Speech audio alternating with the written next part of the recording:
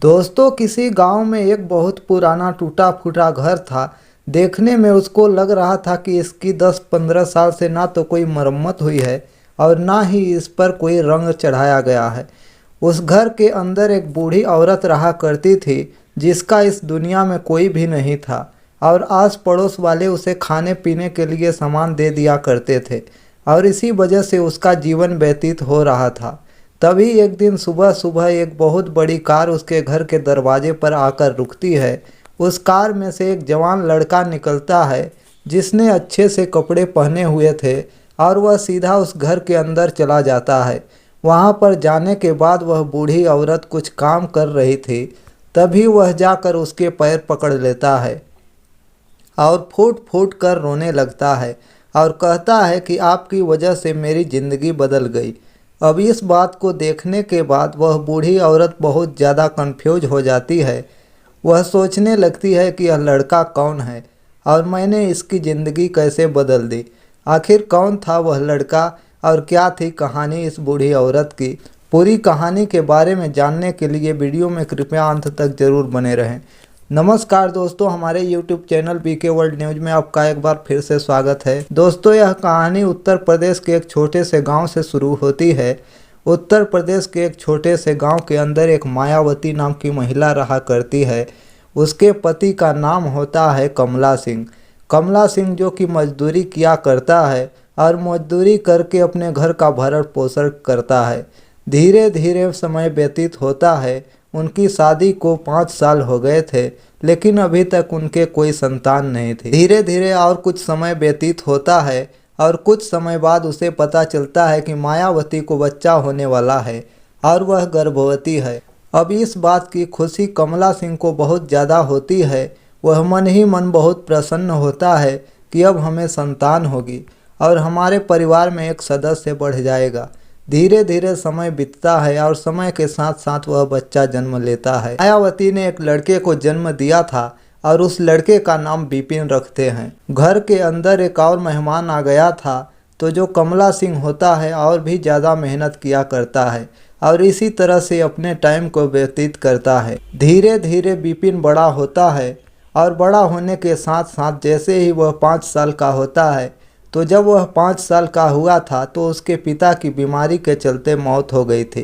अब जैसे उसके पिता की मौत हुई थी तो मायावती इस बात से बड़ी परेशान होती है और वह सोचने लगती है कि अब मैं क्या करूं। अब तो मेरे पति भी नहीं रहे, इस बच्चे का भरण पोषण कैसे करूंगी। मायावती के मायके वाले उसे समझाते हैं और कहते हैं कि कोई बात नहीं, अगर तुम्हारा पति मर गया है तो तुम ऐसा करो, इस बच्चे को हम पाल देंगे और तुम दूसरी शादी कर लो। बहुत लंबी ज़िंदगी है, इस तरह से व्यतीत नहीं हो पाएगी। अब इस बात को सुनने के बाद मायावती को बहुत बुरा लगता है। वह कहती है कि यह मेरे पति की निशानी है, इसी के ऊपर मैं अपनी ज़िंदगी को बिता लूँगी, लेकिन मैं दूसरी शादी नहीं कर सकती। दोस्तों, उसके बाद जो मायावती होती है उस लड़के को पाल पोस कर बड़ा करने की ठान लेती है और वहीं पर रहकर उस बच्चे की देखभाल करती रहती है और खुद एक दूसरे के घरों में काम करके मजदूरी करके उस बच्चे का भरण पोषण कर रही थी।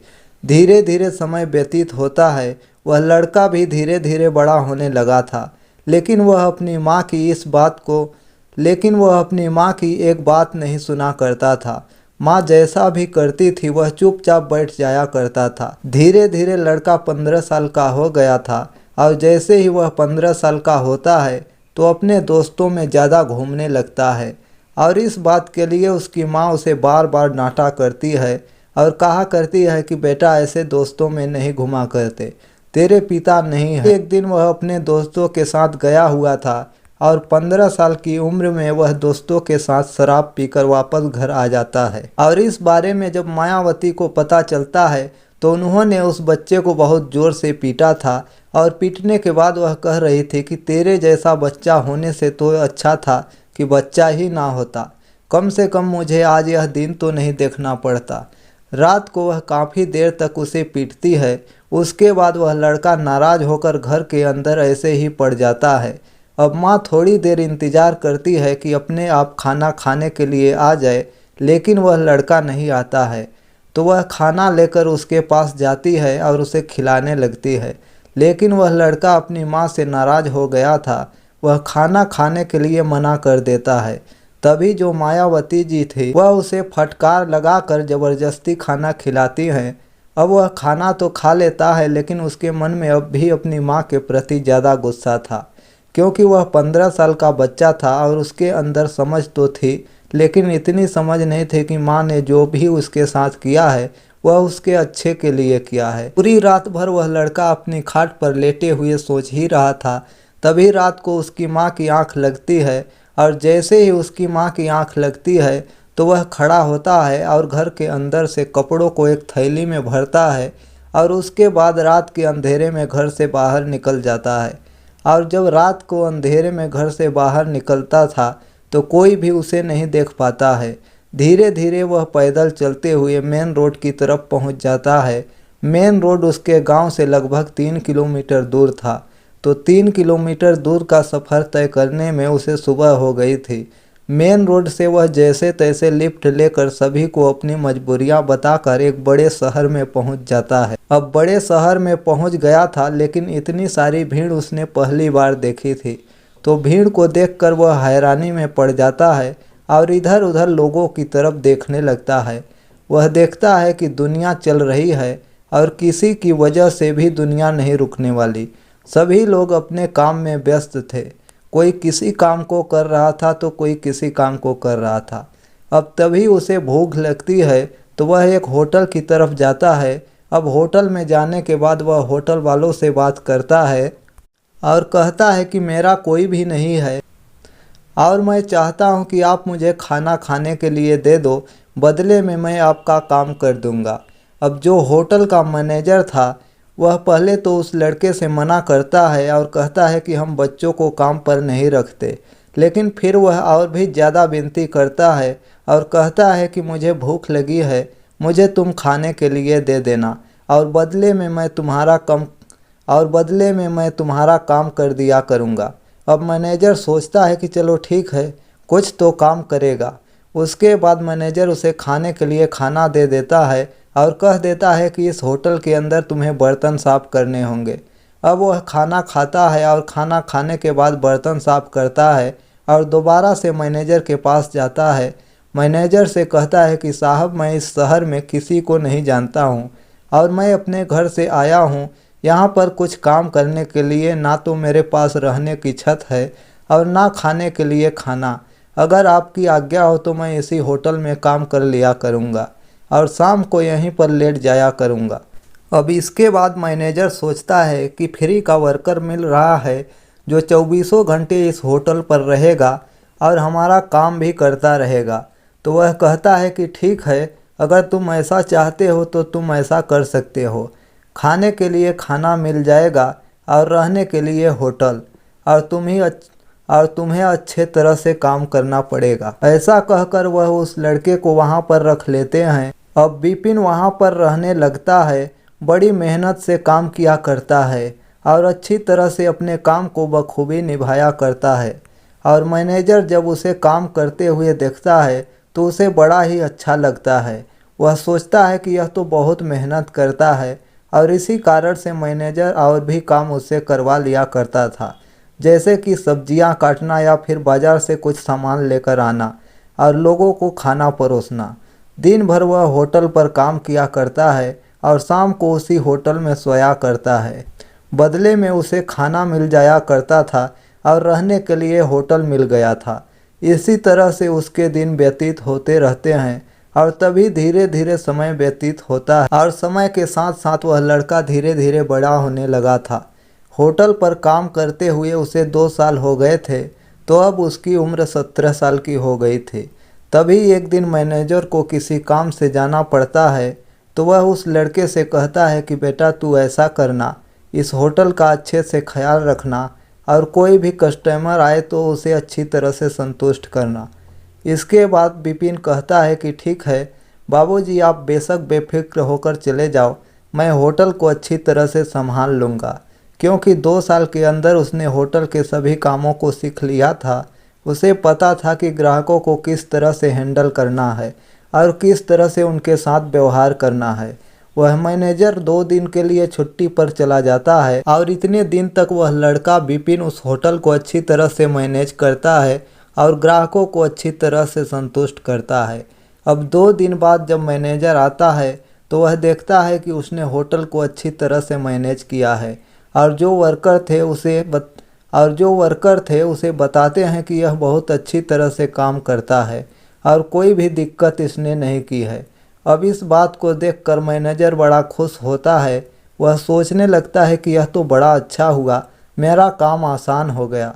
अब इसके बाद जो मैनेजर होता है वह बार बार छुट्टी पर जाया करता है और पीछे से विपिन को उस होटल की देखभाल करने के लिए छोड़ जाया करता था। विपिन जो कि होटल को संभालने के साथ और भी सभी कामों में अपनी रुचि दिखाता है और बड़ी ही मेहनत और ईमानदारी के साथ सभी कामों को सीखने लगता है।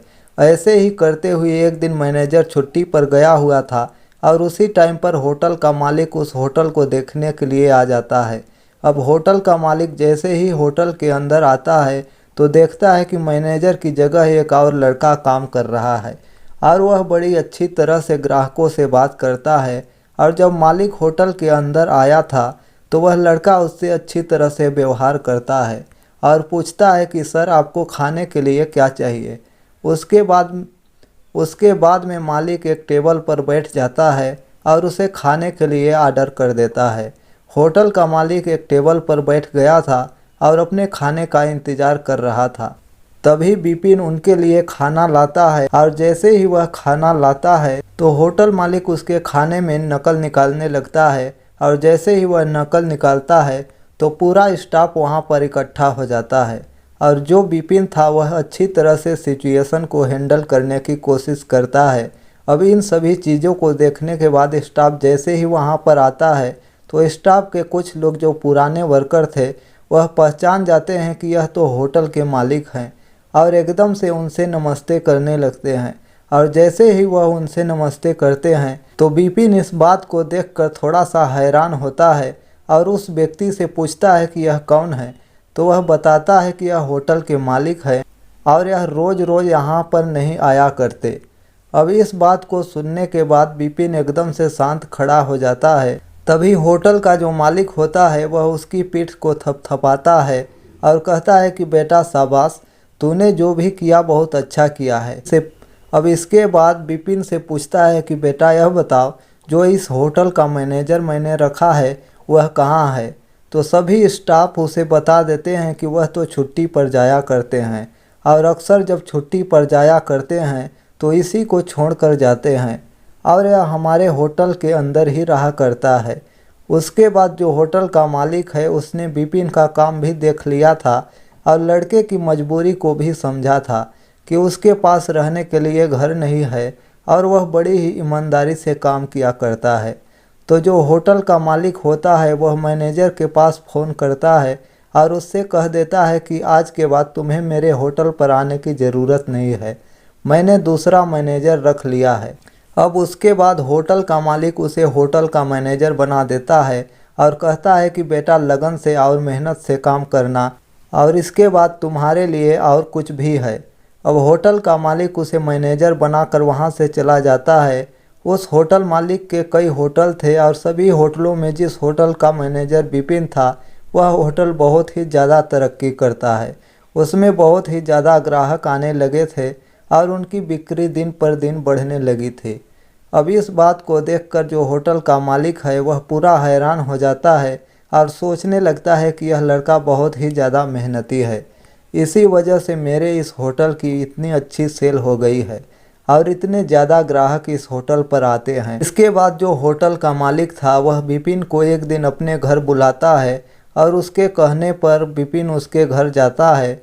होटल मालिक का घर बहुत ही ज़्यादा आलीशान था, कई गाड़ियाँ थी उनके पास और दोनों पति पत्नी उस घर के अंदर रहा करते थे। अब विपिन जैसे ही घर के अंदर जाता है तो होटल का मालिक उसे बुलाता है और वह खाना खा रहे थे।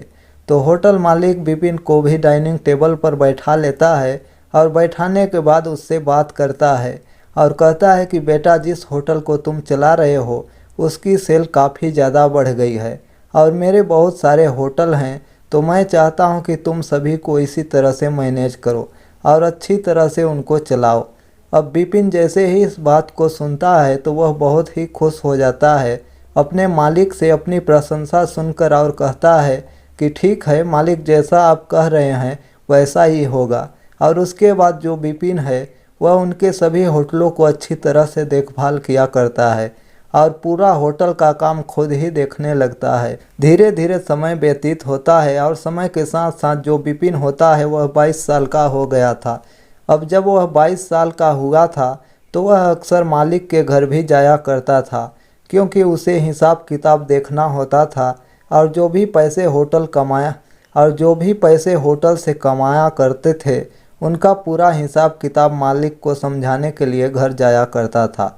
तो जैसे ही वह घर जाया करता है रेगुलर, तो उसके मालिक और उसकी मालकिन उससे बहुत ही प्यार करते हैं और उसको बहुत अच्छी दृष्टि से देखा करते हैं, क्योंकि विपिन बहुत ही ज़्यादा मेहनती था और अच्छी तरह से उनका आदर किया करता था। और घर में भी वह उससे किसी काम को करने के लिए कहा करते थे तो विपिन बेझिझक उस काम को कर दिया करता था, क्योंकि होटल मालिक को कोई संतान नहीं थी। तो इसी वजह से जो विपिन था उनके घर के काम भी कर दिया करता था और इसी तरह से समय व्यतीत होता रहता है।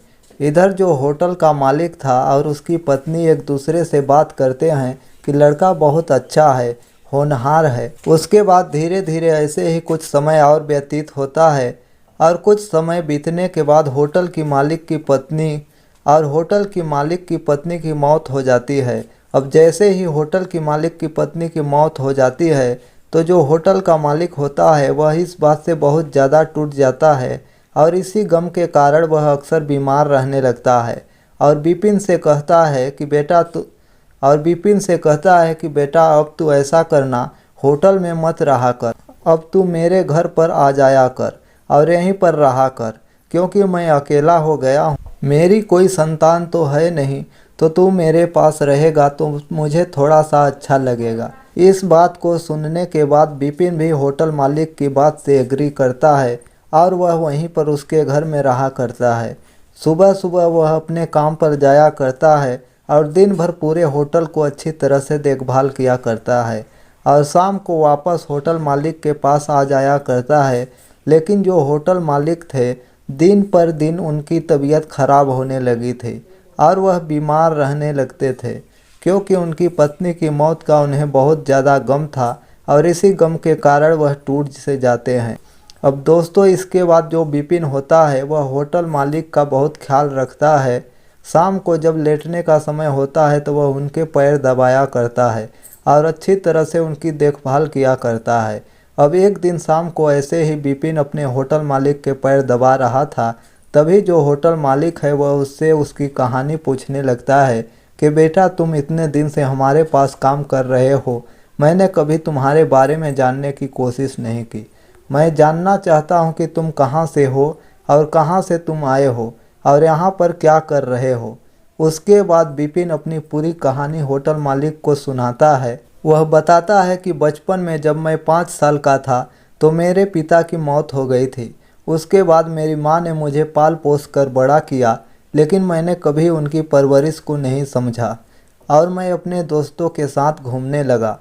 15 साल की उम्र में मैं एक दिन शराब पीकर घर आ जाता हूँ और उसके बाद माँ ने मुझे बहुत पीटा और इसी कारण से मैं अपने घर को छोड़कर सीधा इस शहर में आ गया था, लोगों से लिफ्ट लेकर, और उसके बाद आपके यहाँ पर ही काम कर रहा हूँ।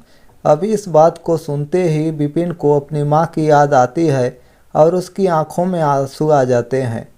उधर जो होटल का मालिक था उसकी पूरी कहानी को जैसे ही सुनता है कि उसके पिता की बचपन में मौत हो गई थी और फिर उसकी माँ ने उसे पाल पोस कर बड़ा किया है, लेकिन अपनी माँ को छोड़कर वह भी आ चुका है, तो उसके बाद जो मालिक था उसकी आंखों में भी आंसू आ जाते हैं। वह पूरा भावुक हो जाता है और विपिन से कहता है, क्या तुमने कभी अपनी माँ की खबर लेने की कोशिश नहीं की? तभी विपिन बताता है कि नहीं मालिक, मैंने उस दिन के बाद कभी गांव ना तो जाने की कोशिश की और ना ही मैंने कभी अपनी माँ के बारे में जानने की कोशिश की कि वह कहाँ है और किस हाल में है। तो वह विपिन से कहते हैं कि बेटा मेरी कोई औलाद नहीं है, तुम्हें पता है, और तुमसे अच्छा ख्याल मेरा कोई नहीं रख सकता। तो मैं चाहता हूँ कि मेरी पूरी प्रॉपर्टी मैं तुम्हारे नाम कर दूँ, उसके बाद हम लोग इसी घर में रहा करेंगे, और तुम एक बार अपने गांव जाकर अपनी माँ को भी यहीं पर ले आओ। अब इस बात को जैसे ही विपिन सुनता है तो उसके मायूस चेहरे पर थोड़ी सी खुशियाँ आ जाती है और वह एकदम से होटल मालिक को गले लगा लेता है। और इसके बाद वह कहता है, क्या मैं आपको बाबूजी कह सकता हूँ? तो उसके बाद होटल मालिक उसे गले लगाते हुए उसकी आंखों में आंसू थे और कहता है कि बेटा तुम बेशक मुझे बाबूजी कह सकते हो। दूसरा दिन होता है। दूसरे दिन सुबह सुबह जो होटल मालिक है वह विपिन को अपने साथ लेकर जाते हैं और तहसील में वहां पर जाकर अपनी पूरी प्रॉपर्टी विपिन के नाम कर देते हैं। उसके बाद विपिन और होटल मालिक घर जाते हैं, लेकिन घर आते ही जो होटल मालिक है वह विपिन से कहता है कि बेटा मेरी तो तबीयत खराब है, लेकिन तुम इनमें से कोई भी गाड़ी ले जाओ और अपनी माँ को अपने साथ यहाँ पर ले आओ। उसके बाद विपिन अच्छे से तैयार होता है और एक गाड़ी को लेकर अपने साथ ड्राइवर लेता है और सीधा अपने गांव की तरफ निकल जाता है। 8-10 घंटे का सफ़र तय करने के बाद वह अपने पुराने गांव में पहुंच जाता है। वहां जाकर जैसे ही वह अपने घर के सामने खड़ा होता है तो उसे बचपन की वह सारी यादें आती है। तो जैसे ही वह गाड़ी से निकलता है तो गांव वाले देखते हैं कि इतनी बड़ी गाड़ी में यह कौन आया है, इतने अच्छे कपड़े पहने हुए हैं, इतने अच्छे सूट बूट हैं और इतनी बड़ी गाड़ी है। उसके बाद वह लड़का सीधा अपने घर में पहुंच जाता है।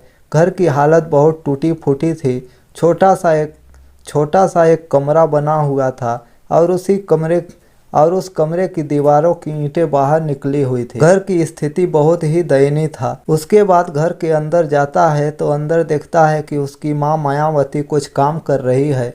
वह जाकर एकदम से अपनी माँ के पैर पकड़ लेता है और कहता है, अगर आप मेरे साथ ऐसा नहीं करती तो मैं आज इस मुकाम पर नहीं होता। अब इस बात को देखने के बाद मायावती एकदम से हैरान हो जाती है कि यह लड़का कौन है, इतने अच्छे कपड़े पहने हैं, यह मेरे पैरों को क्यों पकड़ रहा है। क्योंकि मायावती जी आज तक दूसरों के सहारे जिंदा थी।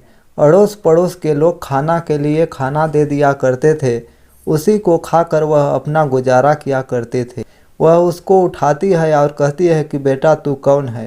तभी वह एकदम से अपनी माँ को गले लग जाता है और कहता है कि माँ मैं तुम्हारा विपिन हूँ, जो 10 साल पहले यहाँ से चला गया था। अब जैसे ही वह विपिन का नाम सुनती है तो बड़ी हैरानी हो जाती है, क्योंकि दोस्तों जब विपिन यहाँ से गया था तो उसके बाद विपिन की माँ ने उसे बहुत ढूंढने की कोशिश की थी, लेकिन 3-4 साल तक वह जब उसे नहीं ढूंढ पाई तो हार थक कर उसने ढूंढना बंद कर दिया। उसने अपने बेटे को मरा हुआ समझ लिया था और सोच लिया था कि अब यह जिंदगी में दोबारा कभी नहीं लौटेगा। लेकिन जैसे ही आज वह 10 साल बाद अपने बेटे को देखती है तो एकदम से बहुत ही ज़्यादा भावुक हो जाती है और फूट फूट कर रोने लगती है और अपने बेटे को एकदम से कस कर गले लगा लेती है और रोते हुए कह रही थी कि बेटा तूने अच्छा नहीं किया, मेरे साथ मेरी ज़िंदगी के 10 साल ऐसे ही बीत गए तुम्हारे बिलाप में और मेरी बहुत ही बुरी हालत है। जैसे ही वह लड़का उस घर के अंदर गया था तो गांव के आस पड़ोस वाले लोग जो उस बूढ़ी महिला की मदद किया करते थे वह भी उस घर के अंदर जमा हो जाते हैं। और जैसे ही उन लोगों को पता चलता है कि उसका वही बेटा है जो 10 साल पहले उन्हें छोड़कर गया था, तो उन लोगों के चेहरे पर भी चमक आ जाती है और वह सोचने लगते हैं कि चलो अच्छा हुआ इस बेचारी का बुढ़ापे का सहारा आ गया है। इसके बाद मायावती जी अपनी आंखों के आंसुओं को पोंछते हुए विपिन से पूछती हैं कि बेटा तू कहाँ चला गया था और तू आज इतना बड़ा आदमी कैसे बन गया है। उसके बाद विपिन अपनी पूरी कहानी अपनी माँ को और गांव वालों को सुनाता है। विपिन कहता है कि मालिक आपसे मिलना चाहते हैं, उन्होंने मुझे साफ साफ कहा है कि अपनी माँ को अपने साथ लेकर आना। उसके बाद विपिन की माँ उसके साथ जाने के लिए तैयार हो जाती हैं। पूरे गांव वाले उस बूढ़ी महिला को वहां से विदा करते हैं, उसके बेटे के साथ उसे कार में बैठा देते हैं और विपिन अपनी माँ को लेकर अपने मालिक के पास पहुंच जाता है। वहां पर जैसे ही विपिन का मालिक उसकी माँ से मिलता है तो उसके पैरों को छूता है और कहता है कि आप देवी हो जो आपने ऐसे बेटे को जन्म दिया है। उसके बाद विपिन की माँ जैसे इस बात को सुनती है तो उसकी आंखों में आंसू आ जाते हैं। दोस्तों, इसके बाद विपिन की माँ और उसका मालिक उसी घर के अंदर रहा करते हैं। विपिन की माँ कभी कभी गांव में आ जाया करती हैं, लेकिन अच्छे से कार में बैठकर अच्छे से कपड़े पहनकर और उन सभी लोगों से घंटों तक बात करके जाती हैं जिन्होंने उसे सहारा दिया था। इधर विपिन भी कभी कभी अपने गांव में आया करता है और उन सभी से अच्छी तरह से बात किया करता है। उनका एहसान जिंदगी भर नहीं भूलता है। तो दोस्तों, यह थी आज की कहानी, जहां पर एक लड़के को उसकी मां ने पिटाई की और इस पिटाई के कारण वह घर से भाग गया और एक बहुत बड़ा आदमी बनकर वापस अपने गांव में लौटा। दोस्तों, इस घटनाक्रम को सुनाने का उद्देश्य किसी को आहत करना या परेशान करना नहीं है, किसी का दिल दुखाना नहीं है। हमारा उद्देश्य है समाज में हो रही विभिन्न प्रकार की घटनाओं से आपको अवगत कराना और आपको जागरूक करना। वीडियो अच्छी लगे तो वीडियो को लाइक करें और यदि आप हमारे चैनल पर नए हैं तो कृपया चैनल को सब्सक्राइब करें। मिलते हैं दोस्तों अगले वीडियो में एक नई कहानी के साथ। तब तक के लिए धन्यवाद।